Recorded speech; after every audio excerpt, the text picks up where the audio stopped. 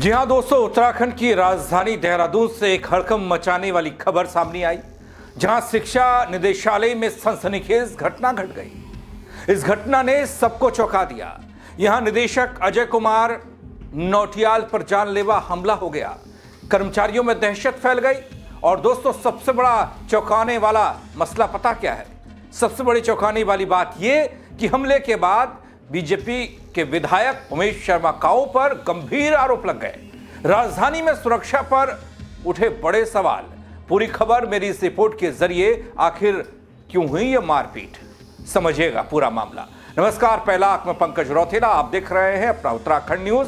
दोस्तों, राजधानी देहरादून में प्रारंभिक शिक्षा निदेशालय है और यहां उस वक्त हड़कंप मचा जब बीजेपी विधायक उमेश शर्मा काऊ पर निदेशक के साथ मारपीट करने के गंभीर आरोप लगे।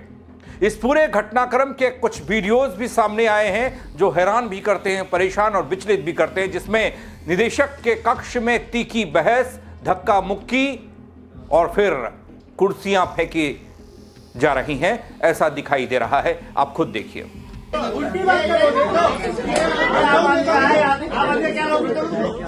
हाँ, हमारी जमीन में तो आगे थोड़े कह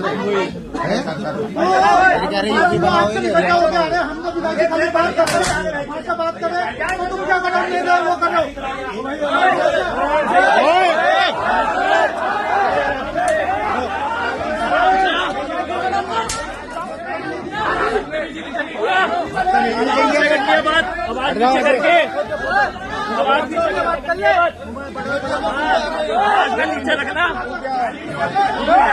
दोस्तों, वीडियो सामने आने के बाद मामला और भी गर्मा गया। वहीं दोस्तों, घटना की जड़ एक सरकारी स्कूल का नाम बदलने को लेकर बताया गया। जो जानकारी निकलकर शुरुआती आई वो ये, विधायक उमेश शर्मा काऊ अपने समर्थकों के साथ प्रारंभिक शिक्षा निदेशालय पहुंचे थे। उनका यह कहना कि संबंधित विद्यालय का नाम बदला जाए। इस संबंध में उन्होंने निदेशक से बात भी की। हालांकि निदेशक ने साफ कर दिया कि किसी भी सरकारी स्कूल का नाम बदलना शासन स्तर पर तय होता है और यह फैसला उनके अधिकार क्षेत्र में नहीं आता। दोस्तों, बस इतना भर कहना था। इस बात को लेकर माहौल इतना तनावपूर्ण हो गया और आरोप यह भी कि विधायक और उनके समर्थक, कुछ कार्यकर्ताओं ने निदेशक पर दबाव बनाने की कोशिश की। बहस इतनी बढ़ गई कि हमला, धक्का मुक्की, कथित मारपीट तक पहुंच गया, जो तस्वीरें बयां कर रही हैं, जो वीडियोस बयां कर रहे हैं। निदेशक के कक्ष में मौजूद वो तमाम लोग हक्के बक्के रह गए। अफरा तफरी मच गई जब एक दूसरे पर यहां पर खूब कुर्सियां चली। हंगामे के दौरान कुर्सी फेंके जाने जैसी घटनाएं कैमरे में कैद हुई और वो जानलेवा हमला भी बताया गया।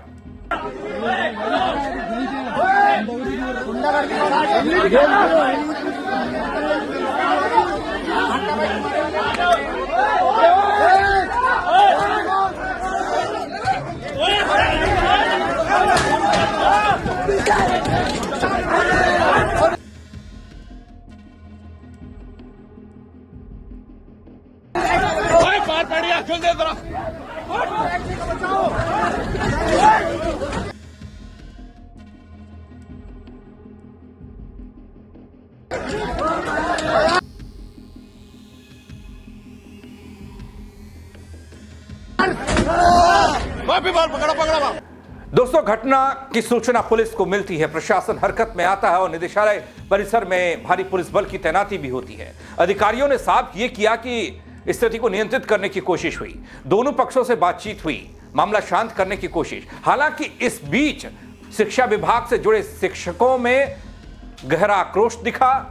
लेकिन दोस्तों, क्या कहना है शिक्षा निदेशक का, जिनको गंभीर चोटें भी आई हैं और वो इस पूरे मामले पर सीधे अब सवाल कर रहे हैं कि आखिर मेरा क्या कसूर है। सुन लीजिए उनको भी। का नाम परिवर्तन करवाना चाहते थे और जो कि हमारे स्तर का नहीं, शासन स्तर का मामला है। ठीक है। और हमने उनको बताया कि शासन स्तर से ये लंबित है, वहाँ भेजा हुआ है प्रकरण। बस इसी बात पे उनके साथ जो और जिनको लेके आए हुए थे उनके साथ उनके विधायक जी वहाँ मौजूद थे जब आप बिल्कुल विधायक जी के साथ ही सब लोग आए थे। स्टाफ के लोगों ने विधायक को कमरे में बंद भी कर दिया था। स्टाफ के लोगों ने बंद नहीं किया, विधायक के लोगों ने कमरा बंद किया। विधायक ने कमरा बंद करवाया, विधायक लोग, स्टाफ ने बंद नहीं किया, स्टाफ ने खुलवाया। इस तरह की कोई धमकी वगैरह आपको? नहीं, कोई बात नहीं। आज ही पहली बार विधायक जी में ऑफिस में आए। ये भी बताया जा रहा है कि वहाँ विधायक को जो है उस वक्त मौके पर कमरे में बंद कर दिया था, लेकिन विधायक को बंद नहीं किया गया। विधायक ने कमरा बंद किया अंदर। वारदात के बाद विधायक को बंद उसके बाद की तो मैं तो चोट लग गई मुझे, तो लेके यहाँ आ गए। तो क्या कहना चाहेंगे जिस तरह से? कुछ नहीं कहना चाहेंगे हम, क्या हुआ क्या नहीं, उसके बाद की बात है। कुछ कार्रवाई करवाएंगे कोई थाने वाने में आपको? वो जो घटना घटी, घटना तो घटी है, तो उसकी कार्रवाई तो होगी। मुकदमा करवाएंगे आप? ये कोई प्रश्न का है भाई? घटना घटी है, अब आप देखें, पुलिस देखें क्या है क्या नहीं है। क्या पहले भी कभी विधायक से आपको धमकी मिल रही थी? कभी नहीं मिली इसे। तो दोस्तों, इधर शिक्षकों का पारा गर्म है, आर पार की लड़ाई के मूड में शिक्षक है। एक संवैधानिक पद पर बैठे विधायक द्वारा इस तरह का व्यवहार बर्दाश्त के काबिल नहीं है, यह दुर्भाग्यपूर्ण है। और उनका यह भी कहना, यदि किसी मुद्दे पर असहमति थी तो उसे शासन स्तर पर उठाया जाना चाहिए था, न कि निदेशालय में पहुंचकर दबाव बनाया जाना। शिक्षकों ने विधायक के खिलाफ कड़ी कार्रवाई की मांग की है। यह गुस्सा सड़क तक पहुंच गया।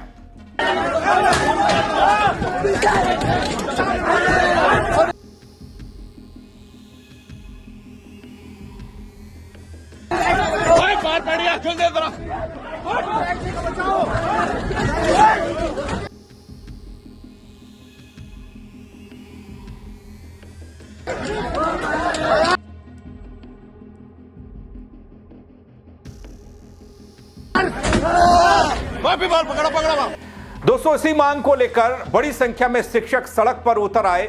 उन्होंने निदेशालय के बाहर धरना शुरू कर दिया। कुछ समय के लिए सड़क जाम भी हुई और प्रदर्शनकारियों का साफ ये कहना कि जब तक दोषियों के खिलाफ सख्त कार्रवाई नहीं हो जाती, उनका आंदोलन जारी रहेगा। शिक्षकों ने इस पूरे शिक्षा तंत्र की गरिमा से जुड़ा इस मामले को बताया है। दूसरी ओर दोस्तों, विधायक पक्ष से इस मामले में अब तक कोई आधिकारिक जानकारी नहीं आई। हालांकि समर्थकों का कहना यह कि विधायक केवल जनभावनाओं के अनुरूप स्कूल का नाम बदलवाने की मांग कर रहे थे और उनके खिलाफ लगाए जा रहे आरोप एक तरफा हैं। उत्तराखंड के रायपुर विधानसभा के गुंडे विधायक उमेश शर्मा काऊ ने यह बता दिया है कि उत्तराखंड का अपना ही डाकुओं का गैंग मौजूद है और वो सारे हैं भाजपाई। कोई गाली देता है विधानसभा के अंदर, मुख्यमंत्री कानून नहीं मानता, पिटकुल का जो एमडी है उसको हटाने को तैयार नहीं, जबकि हाईकोर्ट ने कह दिया। और अब उमेश शर्मा काऊ की हिमाकत देखो, अपने बच्चों को पढ़ा के वकील न जाने क्या क्या बना दिया है और दूसरों के बच्चों को गुंडा बना रहा है, मवाली बना रहा है, डकैत बना रहा है और अपने साथ लेके गया कहाँ? शिक्षा निदेशालय, जिससे इसका ना कोई लेना है ना देना है। और वहां पर शिक्षा निदेशालय में निदेशक को बंदी बनाया गया, उसके बाद उनके साथ मारपीट करी गई, वहां भय का माहौल बनाया गया क्योंकि ये मुख्यमंत्री के आदेशों पे किया गया। मुख्यमंत्री जी आपका विधायक है और वो कार्मिक भी आपके हैं। अगर अब आपने एफआईआर करवा के इस विधायक को अंदर नहीं करवाया, इसे सजा नहीं दिलवाई, तो सवाल नहीं उठेंगे, जवाब मिलेंगे आपको। 2027 तो दूर है, मगर आप बताइए कि आपके विधायक को ये हिंसा करने का निर्देश क्या आपने दिया था? इधर शिक्षक संघ के तमाम लोग, शिक्षक संघ के अध्यक्ष राम सिंह चौहान, अगर जरूरत पड़ी तो उत्तराखंड बोर्ड की परीक्षाओं को भी बाधित किया जाएगा। सुन लीजिए। इसमें केवल शिक्षक नहीं बैठे हैं धरने पे, अभी इसमें तो हमारे मिनिस्टर के लोग भी हैं, पूरे प्रदेश के बहुत सारे संगठन हैं, इसमें अधिकारी भी धरने में बैठे हुए हैं। अभी जो सामूहिक निर्णय ले, इसमें एक निर्णय नहीं, अगर हमारे साथ कोई कुछ होता, हमारे शिक्षकों के साथ कुछ होता तो मैं तो निश्चित रूप से मैं तो बंद कर देता भी। अगर हमारे साथ कुछ होता तो मैं पूरा प्रदेश बंद कर देता, लेकिन इसमें बहुत सामूहिक रूप से निर्णय लेंगे और जो सामूहिक रूप से जो निर्णय लिया जाएगा। बोर्ड परीक्षा भी चल रही है, तो क्या मैंने बोल तो दिया, वो बच्चे हमारे साल भर की मेहनत है, हमारा प्रयास रहे कि हम उसमें अवरोध न करें। लेकिन अगर ऐसी स्थिति रही, कोई सम्मानजनक निर्णय नहीं लिया जाता, उनकी गिरफ्तारी नहीं किया जाता, तो बाध्य होकर हमें उसे व्यवधान करना पड़ेगा। एक बात और दोस्तों, फिलहाल इस मामले ने एक बार फिर से गर्मा गर्मी और गहमा गहमी पैदा की है। राजनीतिक रंग लेना भी शुरू कर दिया है। विपक्षी दलों ने भी इस घटना को लेकर सरकार पर सवाल उठाने शुरू कर दिए हैं। वहीं दोस्तों, प्रशासनिक स्तर पर पूरे प्रकरण की जांच की बात हो रही है। देहरादून में हुई इस घटना ने शिक्षा विभाग, राजनीति और प्रशासन के बीच समन्वय पर भी एक सवाल खड़ा किया। अब सबकी नजर इस बात पर टिकी है कि जांच के बाद क्या कार्रवाई होती है और क्या शिक्षकों का आंदोलन शांत हो पाता है या फिर नहीं, क्योंकि शिक्षक इस घटना से काफी आक्रोशित हैं। दोस्तों, इस हो हल्ले और इस घटना को लेकर आपकी राय क्या है? आप क्या सोचते हैं? कौन गलत कौन सही? कमेंट के जरिए बताइएगा। खबर को शेयर कीजिएगा। मेरे साथ जुड़ने के लिए आप सबका बहुत शुक्रिया। जय उत्तराखंड।